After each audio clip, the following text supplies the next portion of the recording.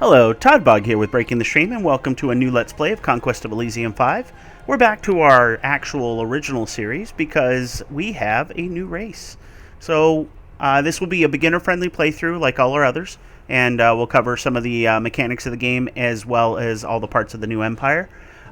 We are going to go in blind. I haven't really looked at anything with it, so we're going to explore as we go. And our standard settings are a large map. If you go too large, you end up inviting certain world-ending events, such as an invasion from Inferno or a primal invasion, things like that. So going with a large map is pretty good, depending on, of course, the number of AIs you have. I always do a random society, and I make sure to turn on battle reports, and you'll see why when we discuss it there. As always, this will be played to completion. I play with 6 AI opponents just to make it consistent across all the different playthroughs. And we do it on the count difficulty, which means they're getting about double what we get. So, actually, before I get into that, let me go to my mods. And let's make sure we turn off the bystander mod. We had that on for our last game, so I just want to make sure that we're going in fresh. So this will be a vanilla playthrough. So, okay, back to what we were doing. Large, random, battle reports. Add the AI, and then you just hit the plus key, and you can change all the difficulties at once you have your AI set. So let's go ahead and choose. What we're doing is the Raksharaja, I believe is the name of it. So in the jungles of Southeast Elysium live strange breeds of monkey men, gifted with cunning and wisdom far beyond that of ordinary beasts. They've formed a society where size and strength determine your caste and position in the kingdom. Traditionally, the top position has belonged to the monkey Maharaja, but not all monkeys serve the monkey Maharaja. Demons from the realms beyond Elysium have infiltrated and subjugated the monkey people and turned them into servants, slaves, and fodder. The king of these demons, the Raksharaja, has now turned his eye outward, intent on conquering the world.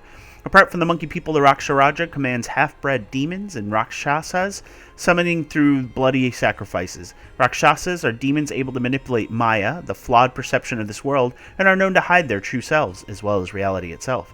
The armies of the Raksharaja are rarely what they seem, and even the lands might surprise the unwary. The Raksharaja will not share power, and there can only be one master.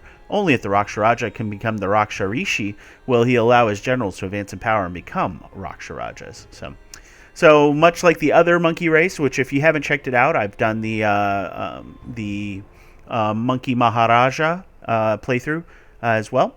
But small Makratas, Bandars, and looks like are the same. We do have Raksharaja, which is enables the recruitment of half-demon warriors. We have Atavi villages, which can spawn troops. And it looks like we collect sacrifices, which are used to summon demonic Rakshasas, reanimate the dead, and create illusions. And some mages can hide troops and make them appear as regular monkey soldiers. So I'm really excited for this. I think it's going to be fun. I always do unique random just to see what we run against. It gives us more opportunities to test our mettle. So we'll name our character and we'll go in and start looking at our troops. So again, if you watch the Monkey Maharaja playthrough, a lot of the early stuff will probably be similar.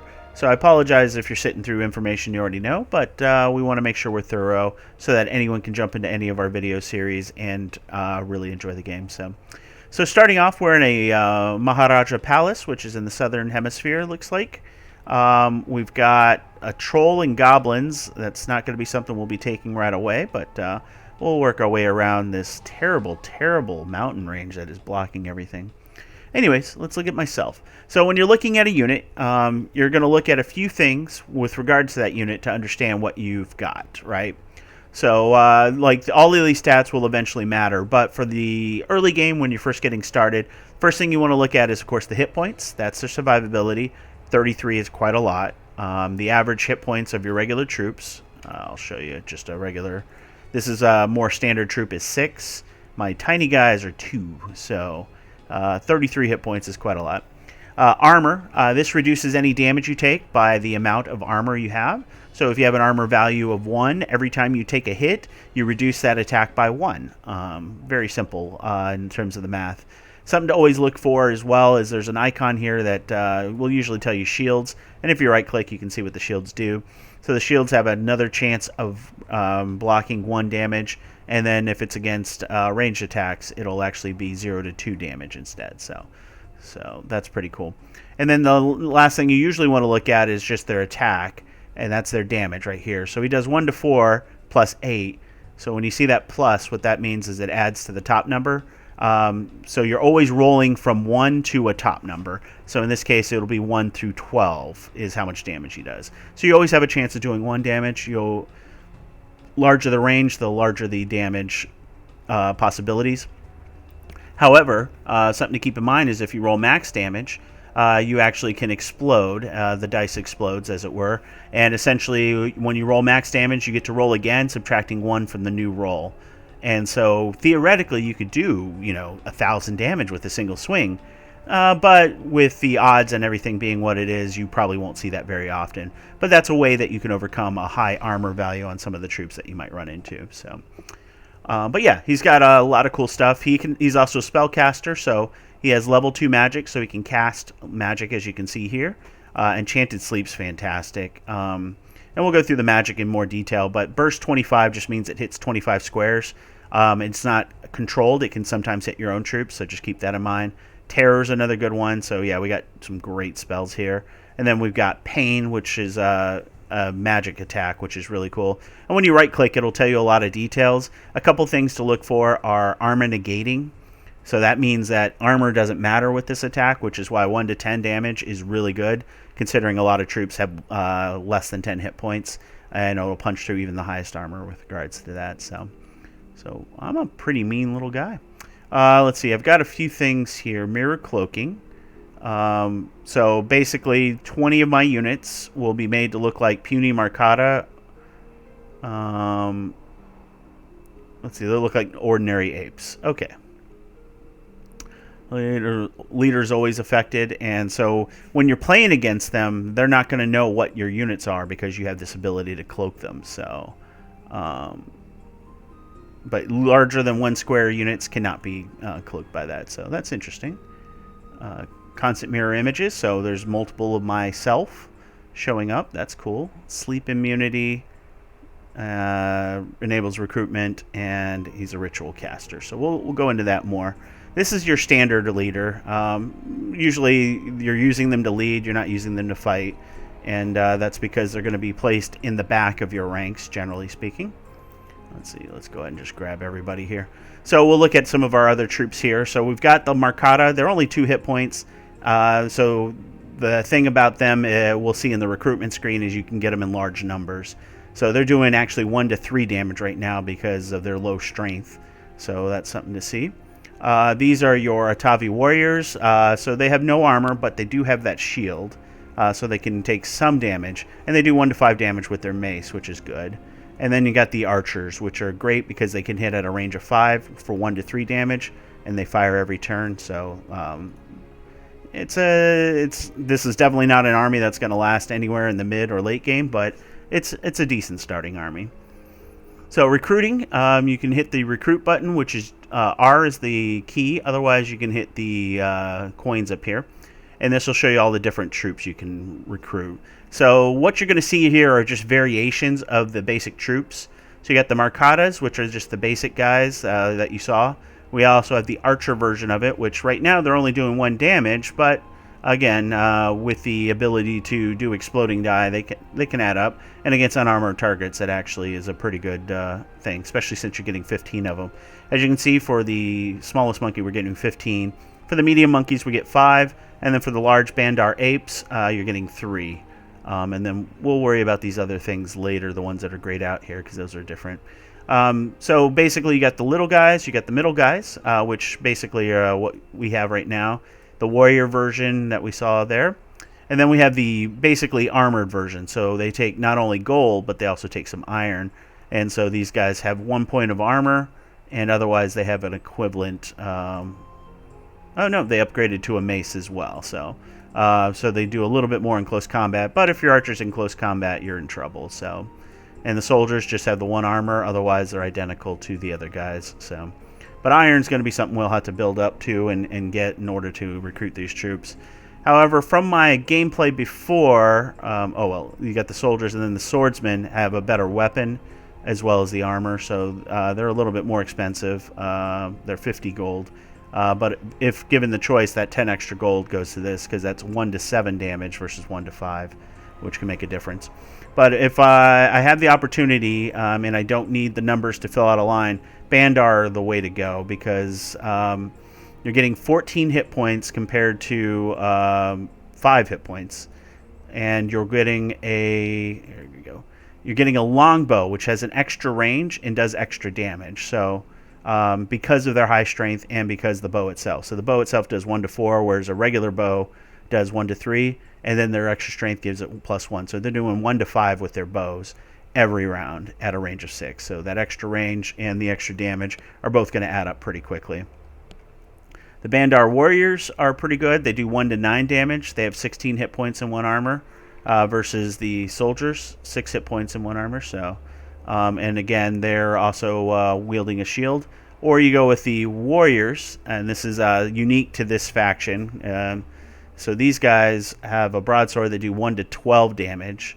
They have 19 hit points, 1 armor. So a lot of different recruits here, but then you have the ability to possess them. This will require additional iron and the soulless long dead. So they're the undead versions. Okay, got it. So they can basically be upgraded, given additional armor and stuff like that using iron. So all right, so we got our army, we've got our troops. You saw the recruitment options. We're making 3 gold a turn, so right now we need to go out in the world and find more. The last thing we want to look at, though, is what makes us unique, and that's our special powers. So we use sacrifices. We have these rituals of mastery. This allows us to learn new spells. If we do this one here at 480 sacrifices, which will take a while considering we're starting with 0, but if we use that one there, we will actually become a level 3 caster, get new spells and things like that. But for now, we got a Naranka summoning. Summon Rakshakas of Naranka, a hellish realm beyond Elysium. Blackskin Rakshasas, Rakshasa warriors, or gluttonous Praghasas will answer the call. I don't know what any of those are yet. And then we have the greater Lenka summoning. Rakshakas of Lenka, the Rakshasa kingdom, Rakshasa. I'm going to be having some trouble with pronunciations. I apologize. Dakinis are pretty good, and lesser Lenka Rakshasas may answer your call. But as you can see, they're going to cost us. So right now, let's go out and explore. I think we are good to go as far as covering everything. Trade, we're going to set it up to buy iron. Even though I don't have any trade right now, whenever I get trade, I tend to forget, so I do that just to cover myself. So, all right, let's see what we've got here. 8 units, effigy. I think with our spell casting, we'll be okay. So we're going to take this coal mine here. We can probably take this one too. Goblins are not really anything to worry about. These guys here, the Dai Bakamano, are pretty tough. This thing casts spells, which is annoying, but I think we'll get them with our spell casting. So we'll see what happens. So we'll just end our turn, and then we get to view the battle in the coal mine. So, as the battle progresses, essentially 2 things happen. Your troops move to get closer to the enemy, and then they attack with anything they have in range. That's it. And then you'll see the enemy does the same thing. And then you're doing things in initiative order. So, initiative on the bow is 2. Initiative on these guys are 4, but they're not in range. So these guys would attack, and then our bowmen would attack. Our guys here have 3 for the little monkeys and 3 for those. So yeah, we're basically cutting them up right now with our bows. And then spell casting is a 1, and then basically it's a toss-up who goes first. So it randomly determines it each time. But it casts Curse. That's not great, but it's just on an archer. That increases our afflictions, but you'll see that. We cast Sleep, and as you can see, this entire part of the army is asleep. Now, the interesting thing about Sleep is when they're incapacitated, like sleeping, stunned, or whatever, they actually take 2 extra points of damage. So that's important. Certain enemies with high armor, if you can put them to sleep or stun them, you can do a lot of extra damage as a result. So as you can see, we're going to wipe them out here. They cast Fear, which will cause my guy to run, but so long as we win the fight, we don't lose them. So These guys do a lot of damage. So there we go. And now when we do the battle reports, we're allowed to look at them again and again, which is important for early learning. In this particular case, we don't need to, but they'll show up like this instead. Otherwise, without battle reports on, you'll just watch all the fights happen as they happen, and then you won't be able to go back and see them. More importantly, you can hit stats. So we lost one Atavi warrior. We killed all of that. And then we've got this. So as you can see in the recruit, we had a special thing in the messages. So I'll hit message here. 1 Vanara captain's available. Those are special recruits. They're not available all the time, so if you need them, snag them. This right here is just another leader, and at this point we don't need that. We have 2 leaders. We'll eventually split them, but just something to keep in mind. If you ever see casters and you can afford it, I generally recommend going for those. Of course, that can depend on basically what you're doing. So we got bandits here and slingers. They all shoot, but with our spell casting, I think we'll be okay. And there's an empty market village, so that is really good because that'll get us our stuff. If you hover over a square, you hit I, you'll see all the different things it provides. So it provides gold, trade, and sacrifice income. And so once we take it, I'll show you what trade does here. So, all right, battle in Savannah. So let's go ahead and view that. So they're going to do a shoot, and as you can see, just watch it again here. Again, they're doing their shooting, so they kill one of my little monkeys. Luckily, our shields held up. Because, yeah, let's see. Bandit takes 4 damage. Yeah, Bandit attacks with bow. Marcata dies. Shield parry reduces damage by 2, so he took 0 points of damage. So, and then we put him to sleep. So, nice and easy there. And again, we just lost the Marcata. All right. So we'll take this. And now with our 1 trade, we've got this. And so what that trade does is iron is on a 1-to-1 scale. So we'll basically be able to take our 1 trade, and that'll spend 1 gold to get us 1 iron per turn. So our iron is already +1 because of this. So next turn we'll have 4, assuming we don't run out of gold or anything. Oof. Okay, hyenas they just do a lot of damage. Again, our sleep spell is doing wonderful stuff for us, though. So you're just the Lion King. So both of these are good for us. We're going to definitely want to take them. But eventually when we get the gold, we're going to have to go back and pick up new troops. So I'm using a lot of keyboard commands. Let's see, stats. Oh, sorry. I'll let you view this. So you're going to see me speed these up because there really isn't much to see. They killed one of my little monkeys. But basically, we're stopping over them. So when we get to more important battles that I want to highlight some stuff, I'll definitely replay them if I need to show off what happened. So, but yeah, let's see. You guys are pretty hurt. Again, these hyenas hit pretty hard, but I think with our spell casting, we'll be okay. So yeah, let's do that. Okay, so this is important to note. So these guys are tougher. We'll look at the basic troop first. This is just a knight. So they got 11 hit points, so they're beefier than our guys. They're twice what our medium monkeys are. But they have 3 armor, which is huge. They also have the shield, so they can block 3 to 4 against normal attacks and 3 to 5 against ranged attacks. So that means that our attacks aren't going to be punching through. We're not going to be doing a lot of damage, so that 11 hit points will travel further. Then they have this lance charge, which is 1 to 12 damage on a single attack, but it's once per battle. So as they charge in, they'll do their attack, and then they'll go down to the broadsword. But that's 1 to 7 damage, and the horse does 1 to 4 damage. So they have multiple attacks. And then this guy is even tougher. He's got the 3 armor, which I guess that's what they have. But he has 13 hit points, the same shield, and then he provides leadership so that they have the morale bonus. And then he just attacks twice with the broadsword, so he's doing 2 1 to 6 damage attacks. Although these guys are doing an extra damage on their broadsword, so... but the second attack is huge, so... Alright, so do that. And we'll view this. I'm hoping we don't lose a bunch. Yeah, that's what I was thinking. Okay, perfect.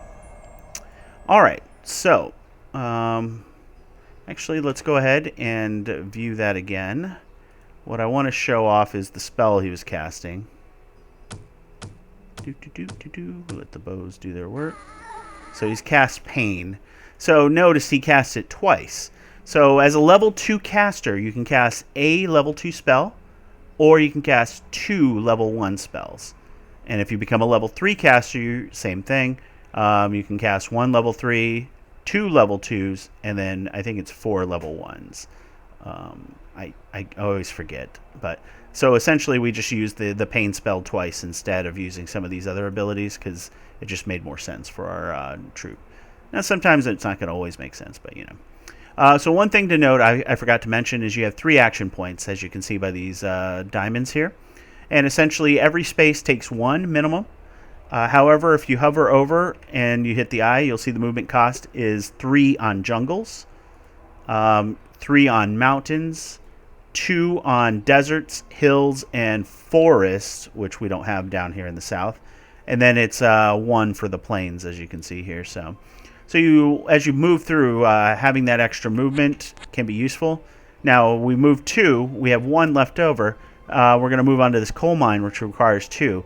It never prevents you from moving so long as you have an action point, but it will take it from future action points.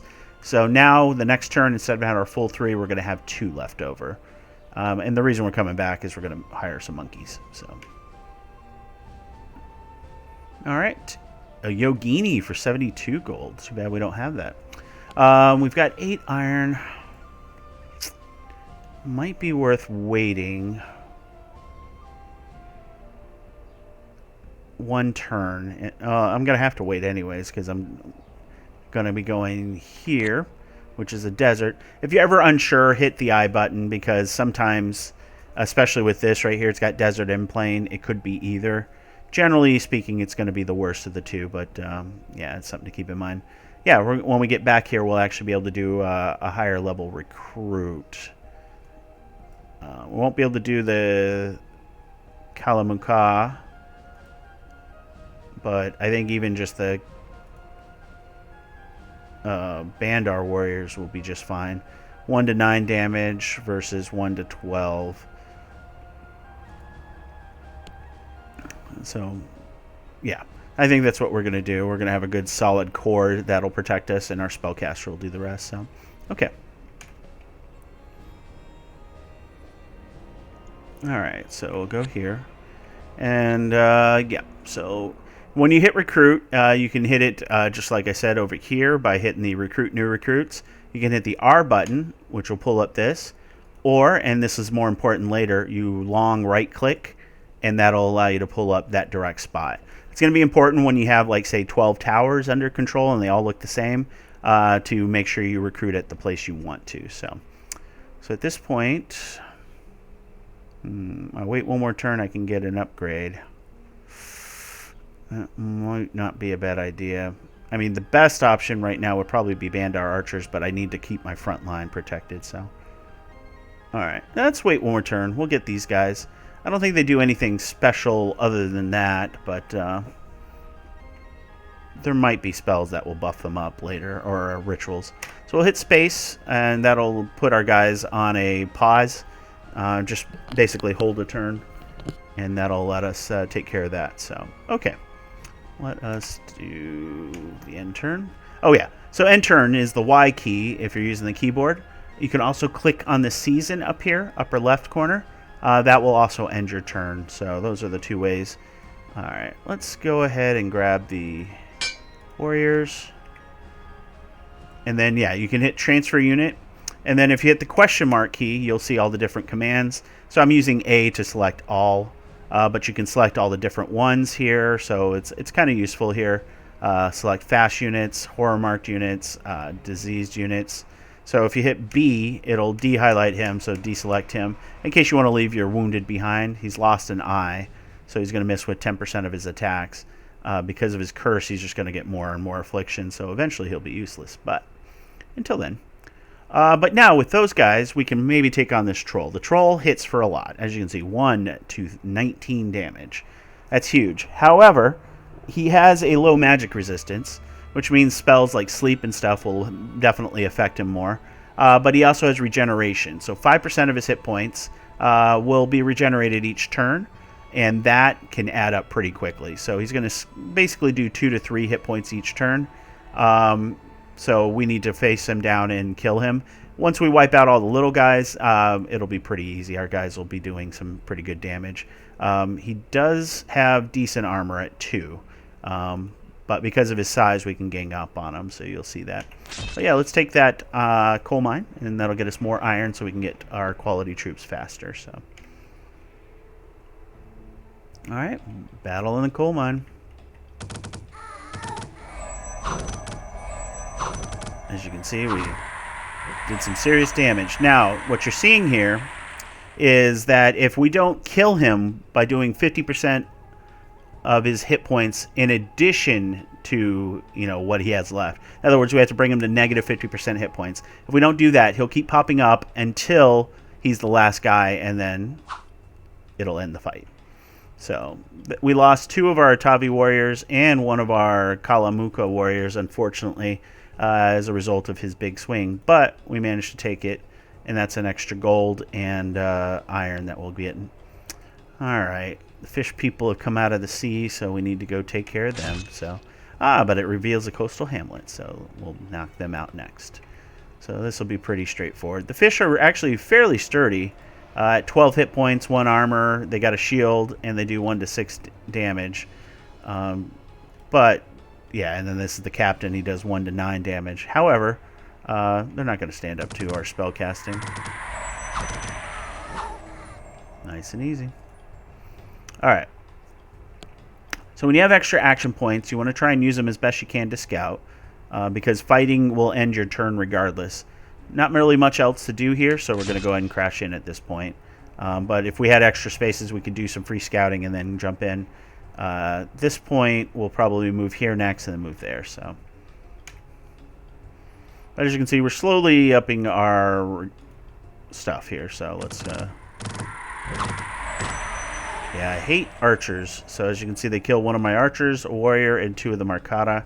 The Marcata aren't a real big loss, but we are starting to lose troops, so we're going to have to replenish soon as well. But we'll go ahead and see what we have. All right, and this is our first fortification. So when you have a fortification, they provide you defensive bonuses, which you can see. Wall cover 1. Value from 0 to the wall cover value times 3 will be subtracted from incoming range damage. So they act like a shield. So basically, and then melee will only be 0 to 3. So basically, whatever the armor is of the unit, it could be that plus up to plus 3. So in this case, 0 to 3 for these crossbowmen. Crossbowmen are nice. What they have is 1 to 5 damage at a range of 5. Since they're on the parapet, they also get a bonus to range, which is this being factored in. This is actually new as far as the reporting, so that's really cool. So at a range of 6, they're hitting for 1 to 5. However, if you right-click on it, it's only usable every 2 rounds. So, in other words, they're only firing every other shot, which reduces their overall damage output. However, if you have access to both crossbow and bow, it's nice to have the crossbows because they have a better chance of punching through armor, just with the higher damage roll in general. So that's nice. And then you have swordsmen, which have 1 armor, a shield, and they do 1 to 6 damage. They're a standard troop for the humans. The weakest troop they have is a spearman, which they don't have.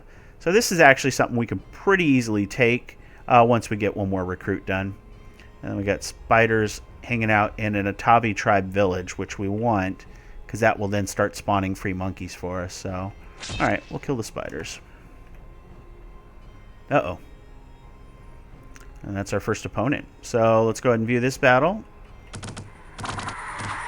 So spiders are nasty because they do web, which can basically cause you to be stunned. And as I said or showed before, you take 2 extra damage on each attack when you're stunned. However, then you get to do it. And then weak venomous bite, they do 1 to 2 normal damage, and then you do 1 to 5 poison damage, which poison adds up and ticks down over time. So it won't straight kill, but it will do some damage. So that's unfortunate. We saw a barbarian, I think. So we're going to have to run away because our army is depleted. And we'll save up our resources and get ourselves a new group of... I think we need to go with numbers here. We'll see. We'll see what we got. All right. Vanara Scout. Okay. What's our best route? It's going to be this way. Okay. All right. And you can see here already we've gotten 2 Atavi warriors for free. So it's not going to break the bank by any stretch, but eventually there'll be enough that you can pick them up and pull them. They're not going to be the high quality troops you can get, like with the armor and stuff, but they can definitely fill out, especially later when we have forces that'll basically patrol and take care of any roaming enemies in our area. So, all right, so the debate. Go with Bandar Warriors and then Bandar Archers. I think that might be a better use for a gold. So yeah, we'll do the Bandar Warriors, and then we'll grab Bandar Archers next turn. So we'll chill here for a turn. Oh boy, it's a second enemy. But we can at least see what they have. Alright, so they got ambushed because our guys have forest stealth, so they didn't know we were there. But they've got a bunch of troops that don't really scare me individually. 2 armor, so they got some ice clad, that's their best. 2 armor, 6 hit points, and a shield. They get ice armor, so if it gets cold, they'll be able to get an extra point of armor to 3. But they only do 1 to 4 damage. These guys do 1 to 4 damage with no armor or shield. And then the archers are just standard archers. So, but they all fly, so they move fast. So as you'll see here, they're all just going to get all over our troops here. And, you know, we still managed to kill one. Attacked with mace, ice clad, so we kill one of their quality elite troops, so not bad. But yeah, that force is definitely going to be one that will be easy for us to take out, especially with these new recruits we're bringing in. We'll go ahead and do the Bandar Archers next. There we go. But yeah, we kind of want to get back into the thick of things here. So I think what we're doing is we're going to go here because we can possibly take out High Mill with this force. Okay, yeah, we can definitely take out High Mill. They've got 4 archers and 3 warriors. It is a barbarian though, so the troops are actually better quality. They do 1 to 8 damage, 7 hit points, and then they have this berserk ability where they can fight to negative hit points. These guys technically berserk as well. Let's see. Yeah, so those are things to keep in mind. But we'll go ahead and end our turn here. Winter doesn't affect us down south here because we're in the southern hemisphere. We're going to grab this first so they can start spawning troops. And I just want to give him a chance to bring out troops if he needs to. Alright, we got an oasis there. Ah, darn it. Okay. So these guys are a bit tougher. They are bowmen with extra hit points.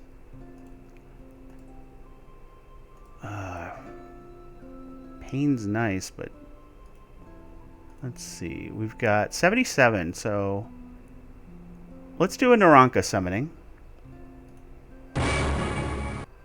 Okay. Those look like shaved. Okay, those are Praghasa. They do 1 to 13 damage. They are fire vulnerable, but they have 31 hit points. So that's pretty good. Actually not bad. We're going to have to chill, though. I should have attacked earlier. Oh, that's good. Let's see what they've got up here. So that's just a lot of barbarians. They probably... No, they didn't do another recruit. Barbarians are superstitious, right? So they have low magic resistance. Yeah, I think we'll still do okay. Elephants like to roam and kill your stuff. They got a good armor, lots of hit points, but they also do this trample thing, which means they do, in this case, 4 damage every time they bump into you, so that adds up. And it looks real silly on the map sometimes. Alright, Battle in High Mill. So I expect my spell casting will do...